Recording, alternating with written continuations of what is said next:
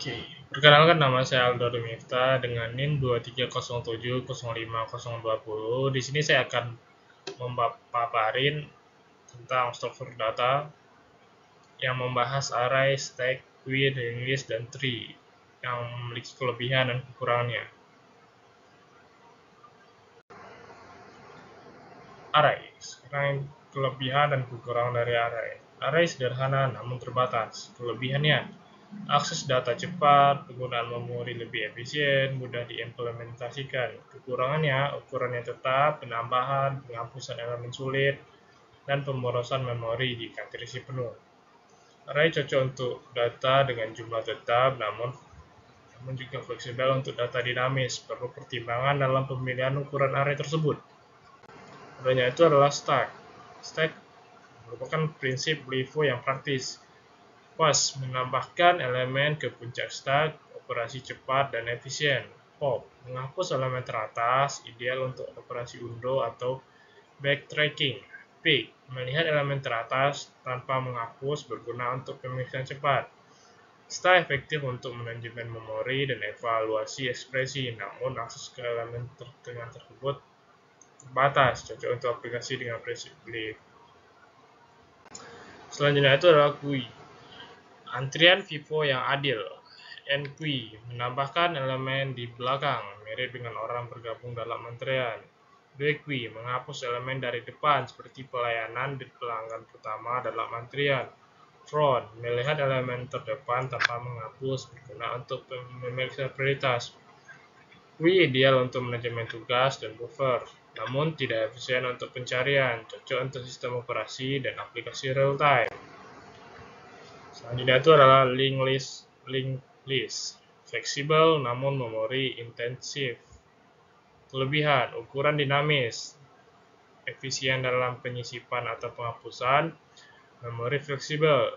Kekurangannya, akses sekuensial, memori tambahan untuk pointer, tidak efisien untuk pencarian. List unggul dalam manajemen memori dinamis, namun kurang efisien dalam pencarian untuk implementasi stack, queue, dan graph.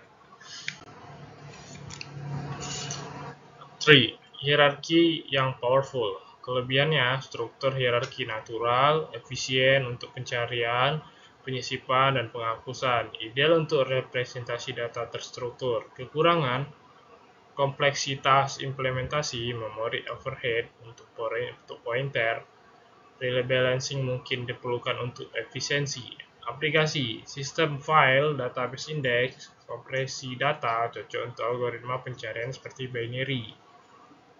Tree menawarkan keseimbangan antara kecepatan operasi dan fleksibel, namun memerlukan manajemen untuk mempertahankan efisiensinya. Graph, misalnya itu adalah graph. Fleksibilitas maksimal dengan kompleksitas.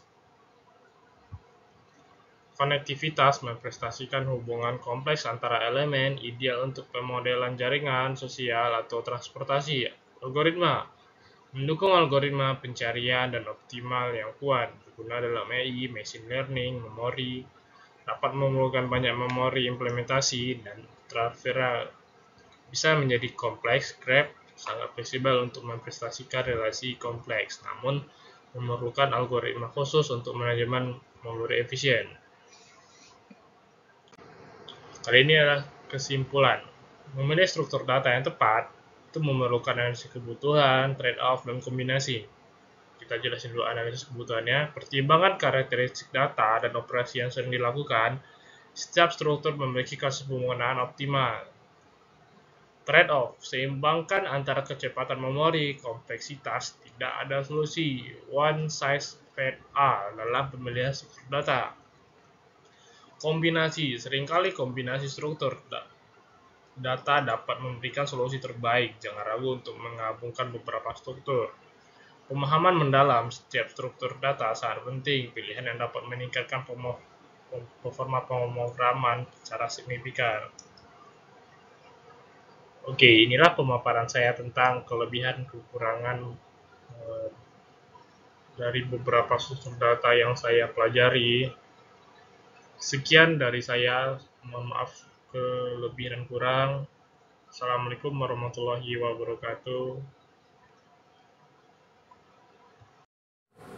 Oke, di sini saya akan menjelaskan tentang array termasuk dalam struktur data statis, yang mana ukuran memori yang digunakan. Array termasuk dalam struktur data statis karena ukuran memori yang digunakan ditentukan pada saat deklarasi dan tidak dapat berubah selama program berjalan. Ini berarti bahwa jumlah elemen yang dapat disimpan dalam array sudah pasti dan tetap sepanjang eksekusi program. Dengan kata lain, memori untuk array dialokasikan secara kontigu atau berurutan pada saat komplisasi atau awal eksekusi program, dan array tersebut tidak bisa diubah setelahnya. Pada contoh array memiliki ukuran 10 elemen dialokasikan di memori, ukuran ini tetap dan tidak bisa diperluas atau dikurangi setelah program dijalankan. Singkatnya, ukuran memori array adalah tetap dan ditentukan pada waktu komplisasi atau saat deklarasi, yang menjadikan bagian dari struktur data statis.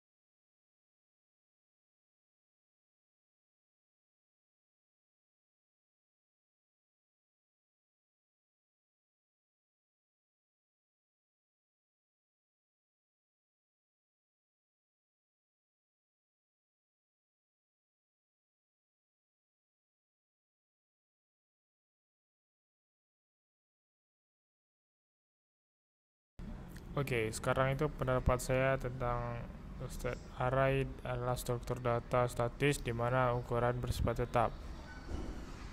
Pendapat saya adalah